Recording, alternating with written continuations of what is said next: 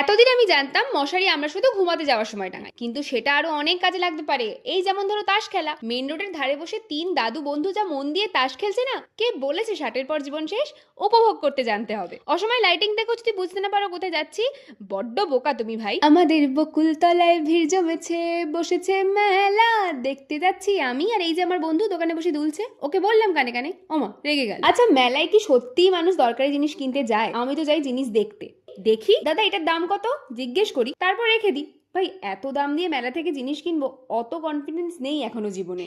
এই যে এতক্ষণে পেয়েছি আমার পছন্দের জিনিস, কিউট কিন্তু অপ্রয়োজনীয় ইউনিকর্ন শেপের শার্পনার। ও বাবা, বলে কিনা 40 টাকা। দুটো দোকান পরেই মুরগি শেপের শার্পনার বিক্রি হচ্ছে, যার দাম 20 টাকা। না মানে এইরকম বৈষম্য থাকার কারণটা কি? ইউনিকর্নটা বেশি বলে মুরগিগুলোর বুঝি কষ্ট হয় না, তাই ওদেরকেই নিয়ে। না মানে রাইটস চড়তে আমার বিশেষ কোনো আপত্তি নেই, তবে আমি তো এমনিই হাওয়ায় উড়ি, খামোকা টাকা দেবো কেন ওড়ার জন্য? কিন্তু এইটা কি চড়তে দেবে আমায়? তা তো দেবে না। ওভার এজড কি না? আমি এমনি এমনি এক্সিস্ট করব আর ক্লামজিনেসের পরিচয় দেবো না, এটা হতে পারে। বাইরের কোনো আনহেলদি খাবার খাবো না বলে ভুট্টা কিনেছিলাম, প্রথম কামড়টা দিতেই হাত থেকে পড়ে গেল।